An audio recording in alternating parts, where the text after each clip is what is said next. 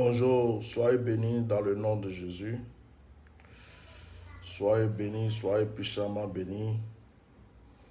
On va mettre un cantique. Et après,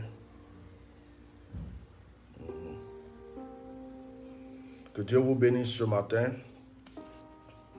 Que le Saint-Esprit soit avec vous. Si le Seigneur veut, ce soir, nous allons avoir notre direct de témoignage. Si vous avez des témoignages ce soir, vous les préparez pour les rendre. Voilà. Je vais vous bénir ce matin avec un petit message, une petite exhortation. Nous allons prendre cela comme une dévotion matinale. Ce matin, je vais vous bénir avec une exhortation, un petit message. Je prie que ce message puisse t'apporter quelque chose de particulier. Je voulais te parler du miel qui se trouve dans le lion. Je voulais te parler du miel qui est caché dans le lion. Il te faut ce miel. Il te faut ce miel. Alors partagez le direct. Likez, massivement partagez. Que Dieu vous bénisse puissamment, abondamment. Voilà. À ce moment, je suis beaucoup en déplacement.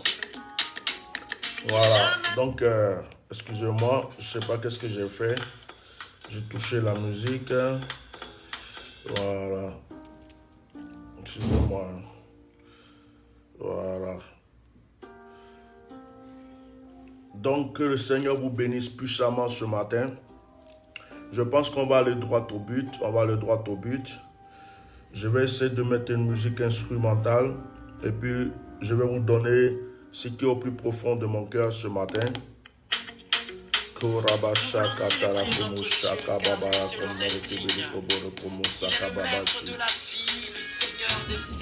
Like ce direct. Dans ce temps-ci, je fais beaucoup de directs improvisés parce que comme je n'ai pas trop le temps, je profite d'un petit temps où je suis posé, où je suis inspiré, où j'ai quelque chose pour vous apporter.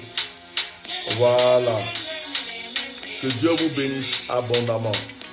Likez le direct, partagez massivement le direct. Réveille quelqu'un avec ce direct. Réveille quelqu'un avec ce direct. Réveille une personne avec ce direct. Il faut taguer une personne. Il faut partager dans un groupe. Il faut partager sur un messenger.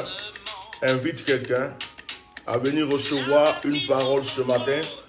Ça sera comme une dévotion matinale. Je voudrais que cette parole t'accompagne pendant cette journée. Je voudrais que cette parole t'accompagne dans tes épreuves. Vous savez, quand tu es serviteur de Dieu et que tu as une grâce et que beaucoup de personnes t'appellent pour te donner leur témoignage, pour te donner leur sujet de prière, tu te rends compte qu'il y a un besoin très fort. Tu te rends compte qu'il y a un besoin très fort de soutien spirituel dans la vie des gens. Tu te rends compte que les gens ont besoin de prière. Les gens ont besoin de bénédiction. Les gens ont besoin de grâce. Tu dis, donne-moi le téléphone de la maman là-bas. Je vais mettre la musique. Comme ça, je vais utiliser celui-là.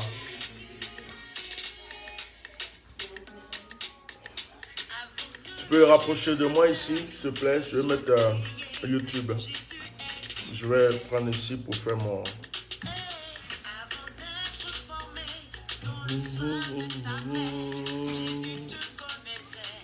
Donc que Dieu vous bénisse. Je pourrais le charger là après. Super. Merci. Tu veux un peu charger? Ok.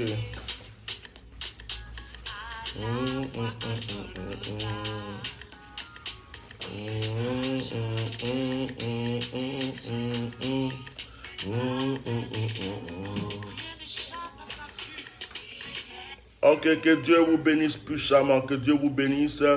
Ne vous souciez pas de tous les bruits que vous entendez, ne vous souciez pas. Nous ne sommes pas chez nous, nous sommes en déplacement. Donc, voilà. Nous sommes en déplacement, donc je fais avec les moyens de bord. Ok.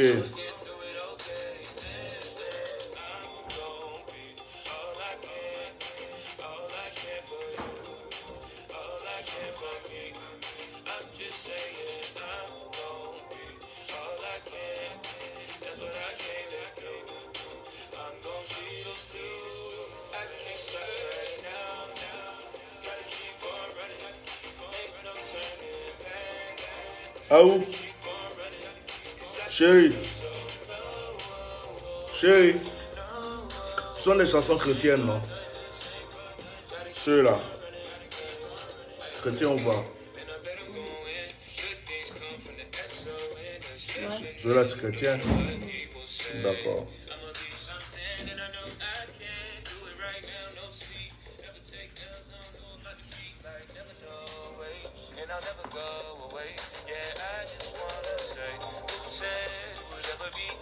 Ok. Soyez bénis. Je voulais avoir mes deux téléphones disposés pour voir vos likes. Là, je ne vois aucun like. Je ne vois aucun partage. Je ne vois aucun like. Je vois qu'il y a eu quelques partages. Mais je ne vois pas vos likes. Alors, je vous donne l'exemple. Moi-même, je mets un like pour vous montrer. Parce que je ne vois pas les likes. Alors, partage le direct. Partage le direct. Je diminue le son ici. Nous allons avoir un court moment. Peut-être 15 à 20 minutes ou 10 minutes de partage rapidement. J'aimerais que cette parole te fasse du bien. Je voudrais d'abord prier. Seigneur, merci pour l'occasion que tu nous donnes ce matin. Merci pour ta grâce dans notre vie. Merci parce que tu es le Dieu qui prend soin de nous. Nous voulons ce matin te dire merci. Merci pour la vie que tu nous donnes.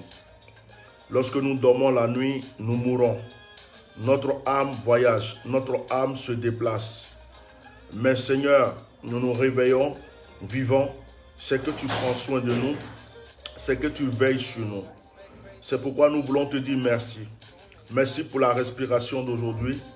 Nous avons des ennemis. Nous avons des personnes qui nous en veulent. Nous avons des personnes qui veulent notre mort. Mais tu es toujours avec nous. Tu nous soutiens. Tu nous protèges. C'est pourquoi nous bénissons ton nom. Je bénis ton nom pour ma vie, pour ma famille, pour mes enfants. Je bénis ton nom pour mon épouse. Je bénis ton nom pour tous mes enfants spirituels. Je bénis ton nom pour tous ceux qui croient à mon onction. Je bénis ton nom pour tous ceux que tu soutiens, tous ceux que tu aides à travers mes prières, à travers mes contacts. Que le Saint-Esprit soit honoré. Je voudrais encore ce matin te recommander mon pays, la Côte d'Ivoire, et que tu, Seigneur, tu étendes ta main et que tu te glorifies. Béni soit ton nom, Père, pour ce moment, au nom de Jésus. Merci aussi pour ma fille qui nous reçoit. Merci parce que, Seigneur, ta grâce est dans sa vie et je sais que tu feras de grandes choses pour elle. Dans le nom de Jésus, j'ai prié. Amen. Alors, mettez des cœurs, mettez des cœurs, mettez des cœurs. J'aime bien les cantiques, français parce que au moins je comprends. Voilà. Musique chrétienne.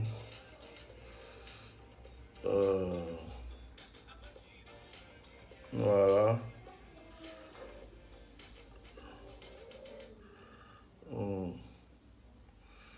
Je vais mettre instrumental parce que je vais être tranquille, tranquille, tranquille. Je vais être tranquille pour vous apporter cette parole. Excusez-moi, on fait avec les moyens de bord là. On n'est pas à la maison. Voilà. Voilà, je vais mettre ça. Ça va être plus simple pour moi.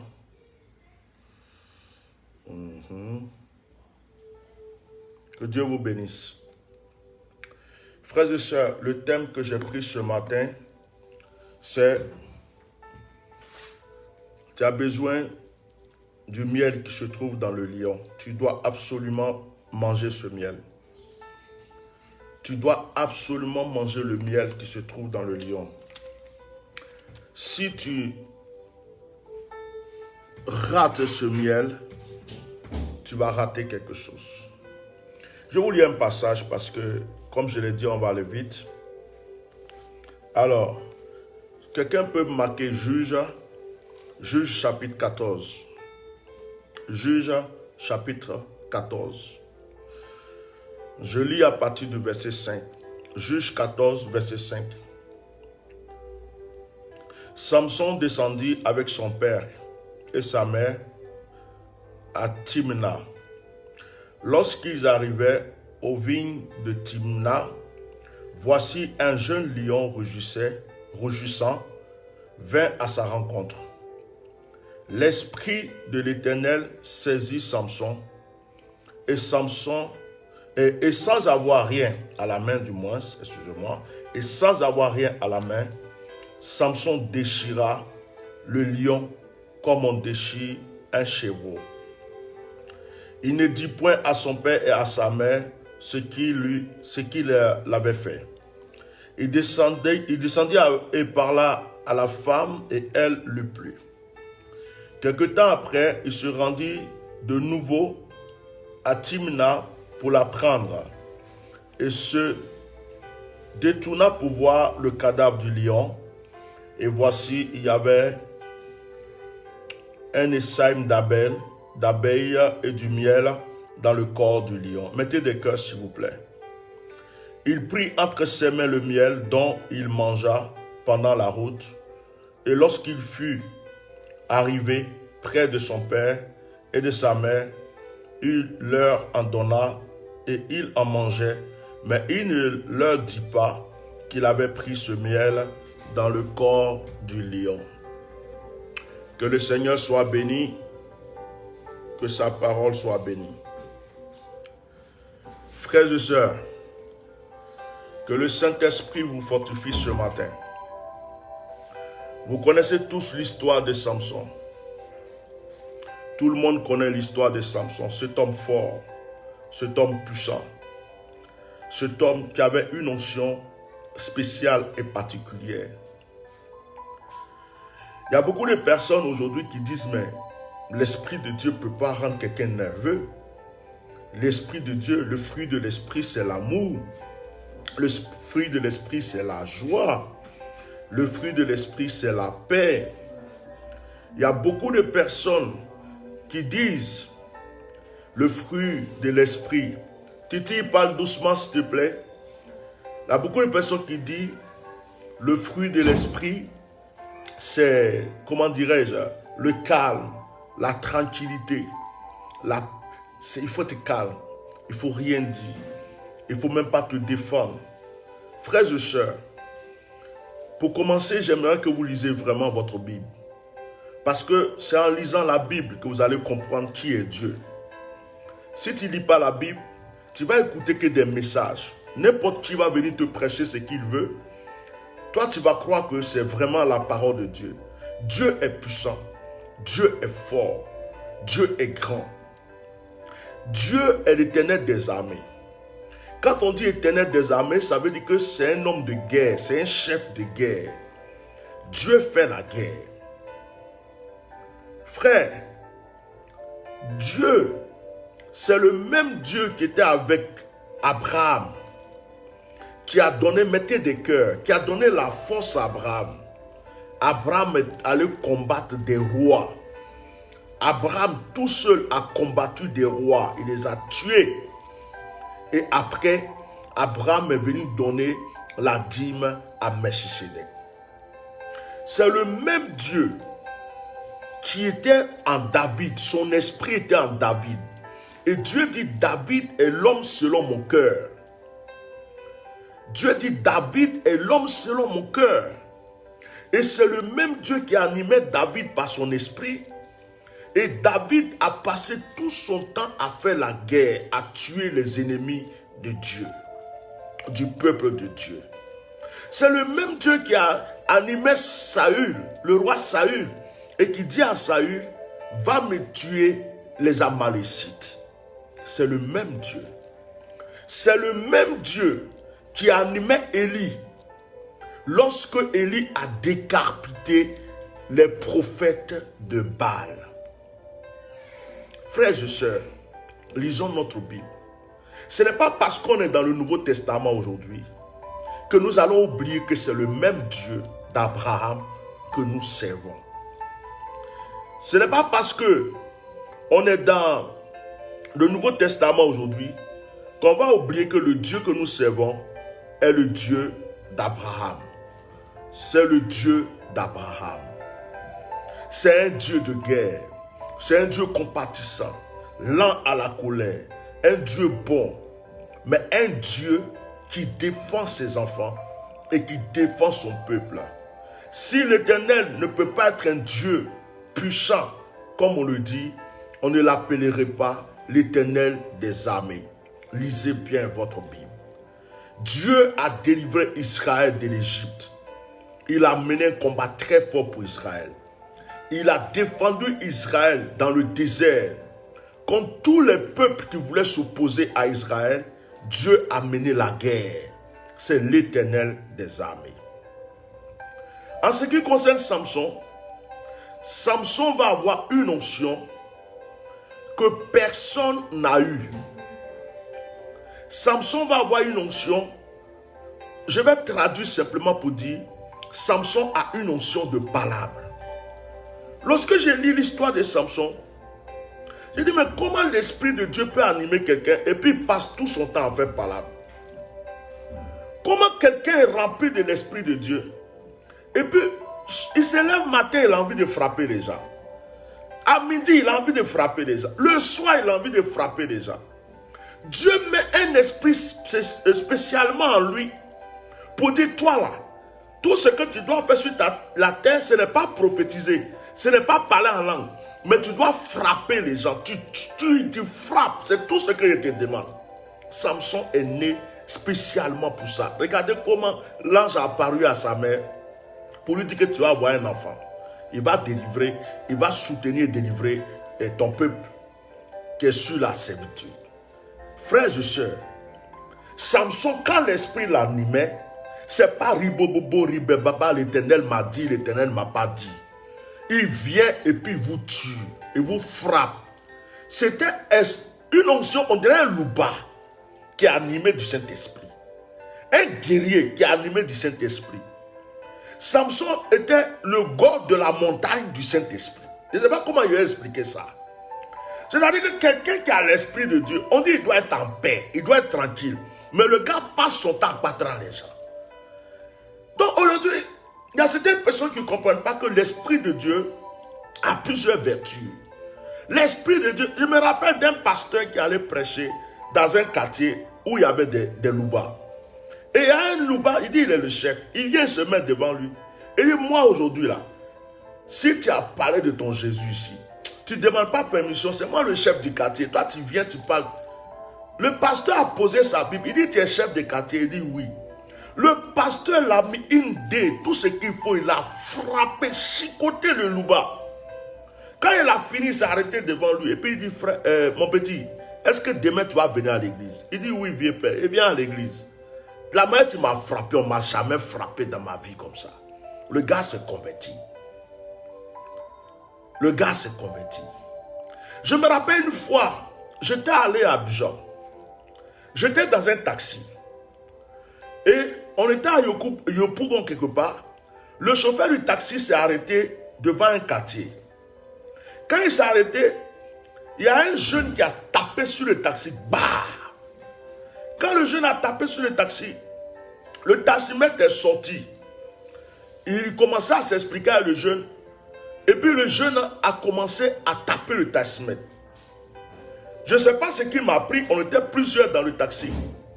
Et puis je suis sorti. Quand je suis sorti, parce que enfin je suis comme ça, j'aime la justice. Quand je suis sorti, j'ai essayé de calmer. Moi aussi, il y a un autre qui est quitté là-bas. Il a voulu me donner un coup de poing. Frère, je ne sais pas ce qui s'est passé. Moi, je n'ai pas fait karaté. J'ai fait un peu de taekwondo, mais vite fait. Et puis, j'ai continué dans bagarre de rue. Je n'ai pas fait karaté. Mais je ne sais pas ce qui s'est passé. Quand le jeune a voulu me taper, en même temps, je l'ai engagé. Frère, j'étais encore pasteur. Ce que je vous dis là, ce n'est pas affaire de j'étais un louba, j'étais pasteur. Je l'ai engagé. Quand je l'ai engagé, tous les jeunes du quartier sont sortis. Ils ont commencé à venir. Le chauffeur du taxi même a eu peur. Il est rentré dans son taxi. Je n'ai rien compris. Mes pieds là, on dirait qu'il y a quelqu'un qui dirigeait mes pieds. Mes mains, on dirait qu'il y a quelqu'un qui dirigeait mes mains. Je tape des jets de jambes, je dépose ici et fais retourner. C'est-à-dire eux-mêmes là, ils ne peuvent pas me toucher. Ils s'approchent, ils reculent. Ils s'approchent, ils reculent. Je fais des choses que je n'ai jamais vues. On dirait dans les films. Moi-même, j'étais étonné de ce que je faisais. Et ils ne pouvaient pas me toucher en fait. Ils s'approchent. Quand je fais ça net, ils s'en vont. Quand je fais ça, ils s'en vont. Et j'ai tapé plusieurs d'entre eux, mais il n'y a pas un seul qui a pu me toucher. Et j'étais collé un moment au taxi comme ça, de dos au taxi, et puis ils les regardaient. Le taxi, c'est le taxi qui me protégeait de dos, donc personne ne pouvait venir dans mon dos. Ils étaient tous devant moi. Un moment, j'ai vu, ils venaient trop, j'étais trop nombreux. Et puis, j'ai fait exprès, comme je suis un ancien louba, je connais certains trucs. J'ai ouvert mon pantalon et puis j'ai mis ma main dans mon pantalon comme ça. Dans mon t-shirt, j'ai fait ça comme ça. Et dit, bon, le premier qui va s'approcher maintenant là, je vais le barreau, je vais le tuer maintenant. Quand j'ai fait ça net, il y a un qui a crié, il a un pistolet, il a un pistolet. Et puis ils ont tous fui, ils sont partis. Le taximètre avait tellement eu peur, il a démarré son taxi, il est parti, il m'a laissé seul dans le coin. Il m'a laissé, ce jour-là même, j'avais